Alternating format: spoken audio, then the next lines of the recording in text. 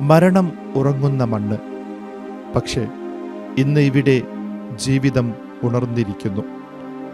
ഗസയുടെ വിശാലമായ ഖബർസ്ഥാനുകൾ ഭവനരഹിതരായ, എല്ലാം നഷ്ടമായ മനുഷ്യരുടെ അഭയകേന്ദ്രമായി മാറുന്നു. സുരക്ഷിതമായ ഒരു വീടോ മടങ്ങിച്ചെല്ലാൻ സ്വന്തമായി ഒരിടമോ ഇല്ലാതെ വന്നപ്പോൾ പലായനം ചെയ്യപ്പെട്ട കുടുംബങ്ങൾ ഖബർസ്ഥാനുകളിൽ ടെന്റുകൾ നാട്ടി.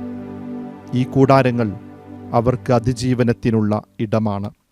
എന്നാൽ നിസ്സഹായതയുടെ ആഴം എത്രത്തോളമെന്ന് വിളിച്ചോതുന്ന ഓർമ്മപ്പെടുത്തൽ കൂടിയാണത്. യുദ്ധം തുടങ്ങിയിട്ട് 2 വർഷത്തിലേറെയായി. അമേരിക്ക ഇടപെട്ടുണ്ടാക്കിയ വെടിനിർത്തൽ കരാർ നിലനിൽക്കുമ്പോഴും ഗസയിൽ മനുഷ്യർ മരിച്ചു വീഴുന്നുണ്ട്. പല കാരണങ്ങൾ പറഞ്ഞ് ജൂത സൈന്യം ഫലസ്തീനികളെ കൊന്നൊടുക്കിക്കൊണ്ടേയിരിക്കുന്നു.